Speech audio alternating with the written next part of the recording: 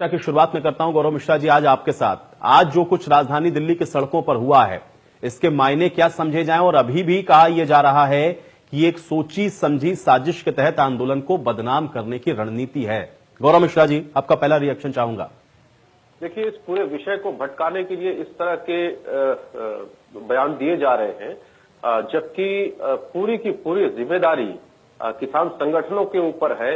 आज जब ऐसा महान दिवस, गणतंत्र दिवस, जब पूरा देश मना रहा हो और पूरे विश्व में भारत की शक्ति को प्रदर्शित किया जा रहा हो और सीमा से जुड़े हमारे जो शत्रु देश हैं उनको ये चेतावनी दी जा रही हो कि भारत इतना शक्ति संपन्न राष्ट्र है, और वहीं उसी दिल्ली के अंदर इतने विभत्स तरीके से इस तरह का आक्रमण किया जाए और लाल किले की प्राचीर पर चढ़ करके जहां तिरंगा फहरता हो उस तिरंगे को हटा करके वहां पर एक संगठन का झंडा फहराया जाए और खालिस्तान के झंडे फहराए जाए, तो ये सीधा संदेश देता है कि ये आंदोलन नहीं, ये कहीं न कहीं आक्रमण है, उपद्रव है और देश की संप्रभुता पर एक तरह से खतरा है। और जिस तरीके से इस आंदोलन को बढ़ाया जा रहा है शाहीन बाग मॉडल की तरह, आज उसी की परिणति देखने में आई। आज पूरा देश शर्मसार है, दुखी है। नहीं, सवाल वो इस बात को लेकर के उठा रहे हैं कि ये जानबूझ करके, क्योंकि पहले दिन से बदनाम करने की कोशिश है, इस आंदोलन को तोड़ने की कोशिश है, इसलिए सोची समझी रणनीति के तहत ऐसा किया जा रहा है। कौन लोग हैं? संगठन के नेता राकेश टिकैत बक्कल खींचने की बात कर रहे थे और सरकार की किसी भी कही हुई बात को मानने के लिए किसान संगठनों के नेता तैयार नहीं थे, तो क्या इसको झुटलाया जा सकता है क्या? जिस तरीके से plan A, plan B, plan 3, plan C, तमाम तरह के प्लान बना करके किसान नेताओं ने इस घटना को अंजाम दिया है, उपद्रव किया है, देश की छवि को बर्बाद किया है, वो मुकर नहीं सकते, वो दोगली राजनीति नहीं कर सकते। और ये पब्लिक डोमेन में है, कानून अपना काम करेगा, कानून से वो बच नहीं सकते हैं, कानून के सामने उनको जाना ही पड़ेगा, क्योंकि आंदोलन प्रायोजित करने का काम वो कर रहे हैं। और गणतंत्र दिवस के दिन अगर रैली का आयोजन कर रहे हैं, ट्रैक्टर रैली का आयोजन कर रहे हैं और एक लोकतंत्र की मर्यादा को रखने के लिए किसानों के संगठनों को बल्कि सरकार सहयोग भी कर रही है कि आप निकाल सकते हैं, आपका रूट ये है, उस रूट को चेंज करके पूरे दिल्ली पर आक्रमण करने का काम, बंधक बनाने का काम, पुलिस के ऊपर हमला करने का काम किया जा रहा है, हाथ में तलवार लहरा करके इस तरह से आतंक फैलाने का काम किया जा रहा है, तो कहीं न कहीं इस जिम्मेदारी से वो भाग नहीं सकते, मुकर नहीं सकते और दोगली जुबान नहीं बोल सकते हैं, क्योंकि अब ये उनका असली चेहरा, असली चरित्र बाहर आ चुका है।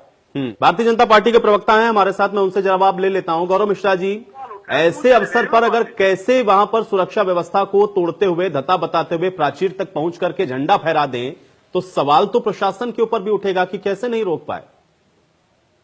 देखिए नरेश जी, चित्त भी इनकी, पट भी इनकी, दोनों तरफ से ये बात कर रहे हैं, हर परिस्थिति में बचने की बात कर रहे हैं, बचा नहीं जा सकता है।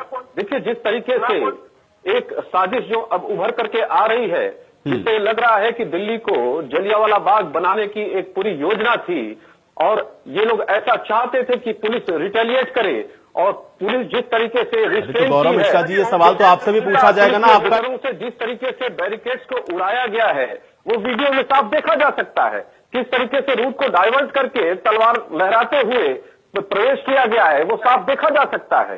जो इन लोगों ने वादा किया था उसकी खिलाफी की है, कहीं न कहीं ये सरकार के साथ, कानून के साथ भी इन लोगों ने धोखा किया है। सरकार की कोई जिम्मेदारी नहीं, देना ही पड़ेगा। और ये कहना कि गौरव मिश्र जी, कोई और, गौरव मिश्र जी, सरकार की कोई जिम्मेदारी नहीं, गौरव मिश्र जी, सरकार की कोई जिम्मेदारी नहीं। आज जो अराजक स्थिति बनी, सिर्फ जिम्मेदारी किसान की और किसान नेताओं की।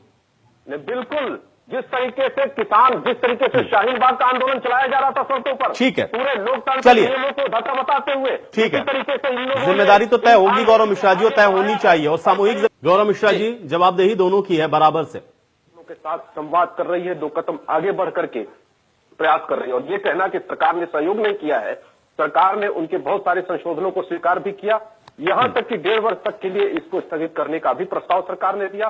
तो सरकार जितना अधिकतम लोच दिखा सकती है संगठनों के साथ, किसान संगठनों के साथ, वो दिखाने का प्रयास किया है सरकार ने, और वो पब्लिक डोमेन में कुछ छुपाया हुआ नहीं है। लेकिन जिस चित्र को देखा, कितने लेयर की सुरक्षा व्यवस्था आपकी तोड़ी है और लाल किले से कितना दूर रह जाता है? ये पुलिस की देन है कि आज ये रुका हुआ है हिंसा।